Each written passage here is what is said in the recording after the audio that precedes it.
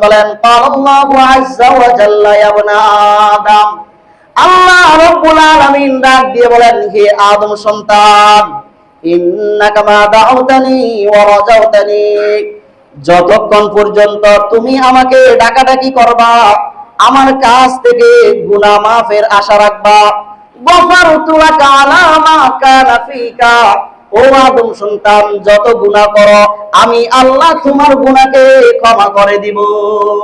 হুজুর, আমি তো জীবনে অনেক গুনাহ করে ফেলছি, আল্লাহ কি আমারে ক্ষমা করবেন? আমি তো অনেক গুনাহ করে ফেলছি। একটা আয়াত, একটা হাদিস শুনেন। সূরাতুজ জুমারের 53 নং আয়াতে আল্লাহ বলেন, বিসমিল্লাহির রহমানির রহিম, কুল ইয়া ইবাদিয়াল্লাযীনা আসরাফু আলা আনফুসিহিম লা তাকনাতু মির রাহমাতিল্লাহ। ও নবীজি, আপনি আমার বান্দাদেরকে বলে দেন, ওই সমস্ত বান্দাদেরকে বলে দেন যারা নিজেদের উপরে সীমা লঙ্ঘন করেছে, জুলুম করেছে, লা তাকনাতু মির রাহমাতিল্লাহ, তোমরা আল্লাহ রাব্বুল আলামিনের রহমত থেকে নৈরাশ হয়ো না। কেন? ইন্নাল্লাহা ইয়াগফিরুয যুনুবা জামিআ, আল্লাহ রাব্বুল আলামিন সমস্ত গুনাহকে ক্ষমা করে দিবেন।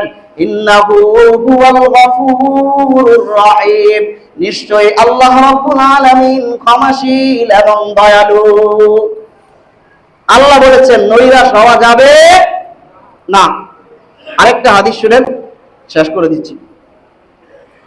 عن أنس بن مالك رضي الله تعالى عنه قال سمعت رسول الله صلى الله عليه وسلم, হযরত আনাস রাদিয়াল্লাহু তাআলা আনহুর বর্ণনা, তিনি বলেন আল্লাহর হাবিব সাল্লাল্লাহু আলাইহি ওয়াসাল্লাম কে বলতে শুনেছি, আল্লাহ রাব্বুল আলামিন বলেন, আল্লাহু আযজা ওয়া জাল্লা ইয়া ইবনা আদম, আল্লাহ রাব্বুল আলামিন ডাক দিয়ে বলেন, হে আদম সন্তান, ইন্নাকা মা দাউতানি ওয়া রাজাউতানি, যতক্ষণ পর্যন্ত তুমি আমাকে ডাকাডাকি করবা, আমার কাছ থেকে গুনাহ মাফের আশা রাখবা, গফারতু লাকা আলা মা কানা ফিকা, ও আদম সন্তান, যত গুনাহ করো আমি আল্লাহ তোমার গুনাহকে ক্ষমা করে দিব।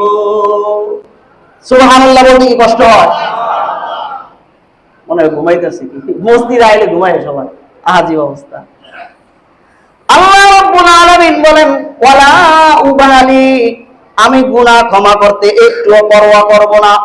আবার আল্লাহ ডাক দেন, ইয়া বনা আদম, হে আদম সন্তান, লাউ বালাগাত যুনুবুকা আনানাস সামা, ও আদম সন্তান, তোমার গুনাহ যদি আসমানের কিনারা পর্যন্ত পৌঁছে যায় অথবা মেঘমালা পর্যন্ত পৌঁছে যায়, সুম্মা আস্তাগফারতানি, এরপরে আমার কাছে ক্ষমা প্রার্থনা করো, গফারতু লাকা, আমি আল্লাহ তোমাকে ক্ষমা করে দিব। সুবহানাল্লাহ।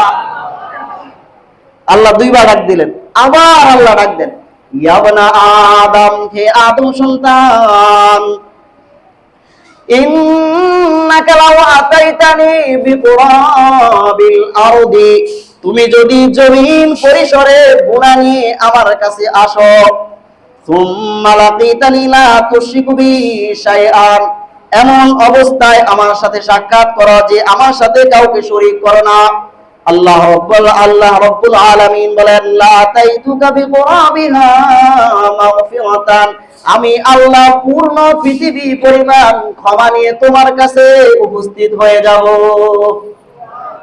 আর নৈরাশ হওয়ার কোন অপশন আছে? হ্যাঁ, আল্লাহ তিনবার ডাক দিয়েছেন, কত গুনাহ করেছো, আমার কাছে ক্ষমা চাও, আমি আল্লাহ কি করে দিব? ক্ষমা করে দিব।